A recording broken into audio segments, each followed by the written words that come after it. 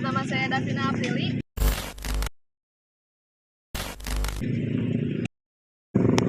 Nama saya Anissa Amalia.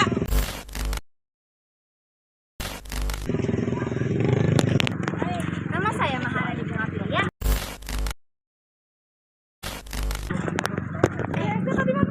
Nama saya Fahri Akmal Gunawan. Perkenalkan, nama saya Muhammad Farid Lambang.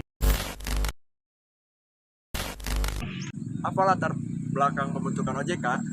Otoritas Jasa Keuangan OJK adalah lembaga negara yang dibentuk berdasarkan Undang-Undang Nomor 21 Tahun 2011 yang berfungsi menyelenggarakan sistem pengaturan dan pengawasan yang terintegrasi terhadap keseluruhan kegiatan di dalam sektor jasa keuangan, baik sektor perbankan, pasar modal, dan sektor jasa keuangan non-bank seperti asuransi, dana pensiun, lembaga pembiayaan, dan lembaga jasa keuangan lainnya. OJK didirikan pada tahun 2012 di bulan Agustus. Terima kasih. Apa itu otoritas jasa keuangan? Otoritas jasa keuangan adalah lembaga yang independen dan bebas dari campur tangan pihak lain yang mempunyai fungsi, tugas, dan wewenang pengaturan, pengawasan, pemeriksaan, dan penyidikan.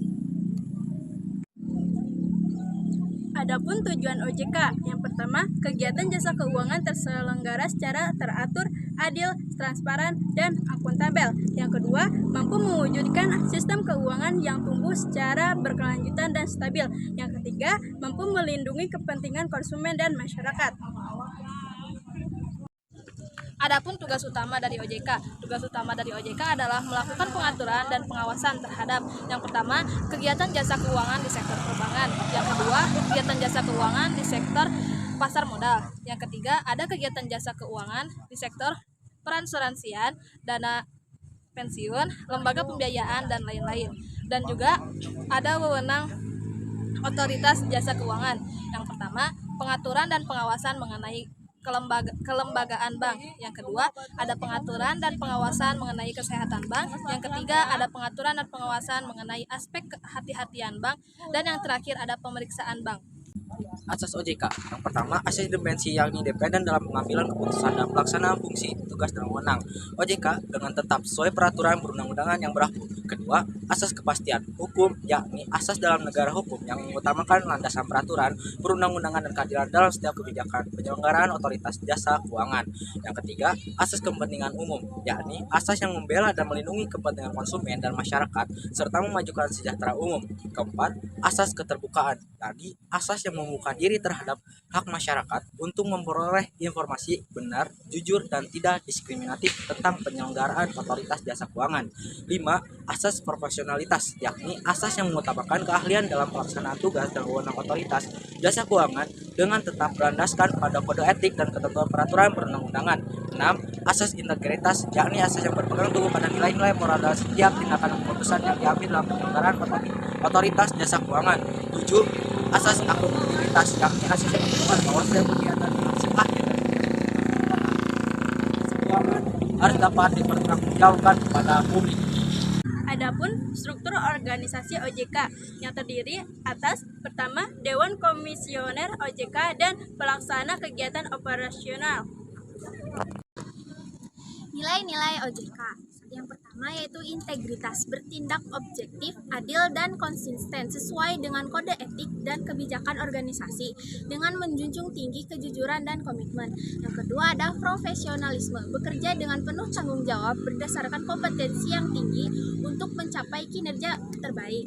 Yang ketiga ada sinergi, berkolaborasi dengan seluruh pemangku kepentingan baik internal maupun eksternal, secara produktif dan berkualitas. Yang keempat ada inklusif, terbuka dan menerima keberagaman pemangku kepentingan serta memperluas kesempatan dan akses masyarakat terhadap industri keuangan.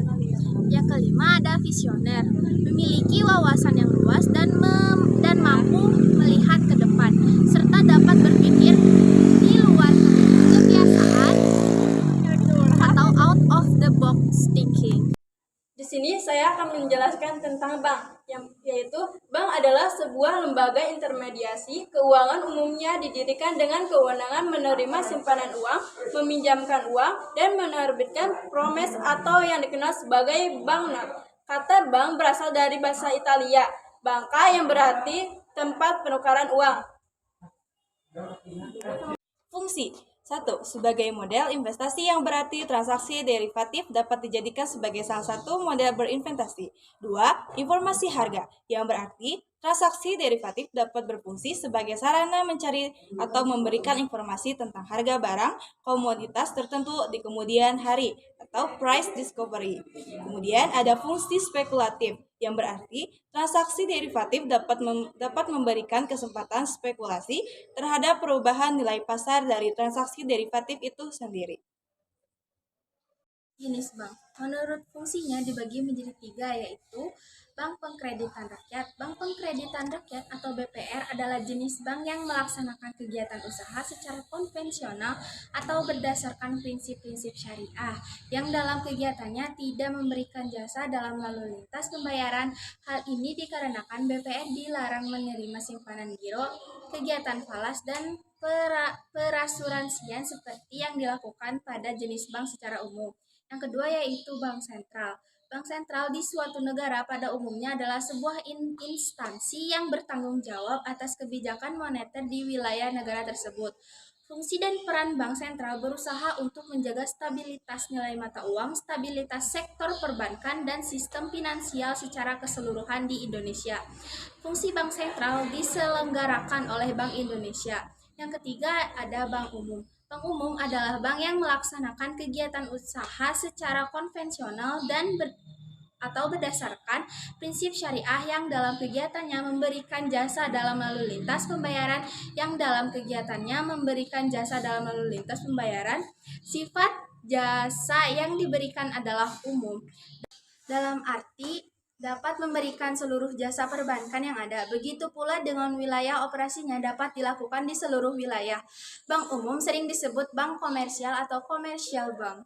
Jenis-jenis bank berdasarkan kepemilikannya.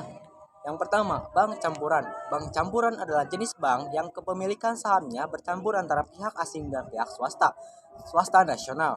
Saham bank ini sebagian besar dimiliki oleh warga negara Indonesia, namun sebagian juga dimiliki oleh pihak asing. Yang kedua, bank asing. Bank asing merupakan cabang dari bank yang ada di luar negeri, baik milik swasta asing atau pemerintahan negara asing. Kepemilikannya dimiliki oleh pihak luar negeri secara utuh. Contoh, bank asing Bank of America, Bangkok Bank, Bank of China, Citibank, US Bank, HSBC, dan Bank of Tokyo Mitsubishi UFJ. Yang ketiga, bank pemerintah. Bank pemerintah adalah bank yang sebagian atau seluruh sahamnya dimiliki oleh pemerintah Indonesia. Yang keempat, bank swasta nasional. Bank swasta adalah bank di mana sebagian besar sahamnya dimiliki oleh swasta nasional serta akta pendiriannya pun didirikan oleh swasta. Pembagian keuntungannya juga untuk swasta nasional.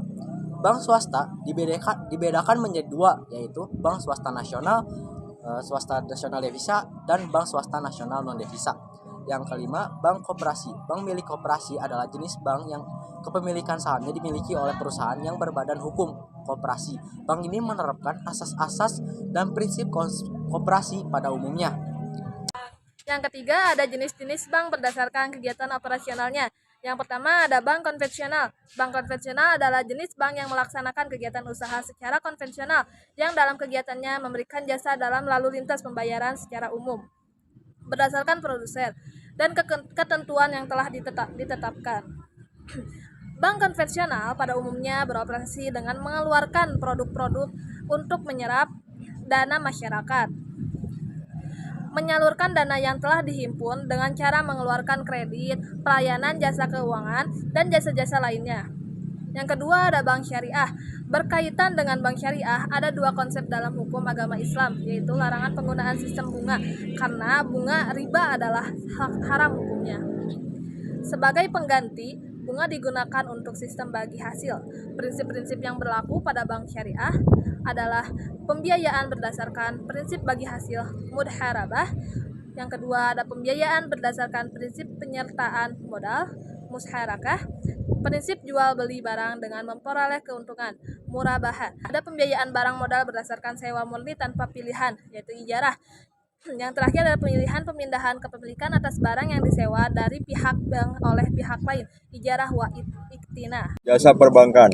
Jasa perbankan diberikan untuk mendukung kelancaran, menghimpun, dan menyalurkan dana baik yang berhubungan langsung dengan kegiatan simpanan dan kredit.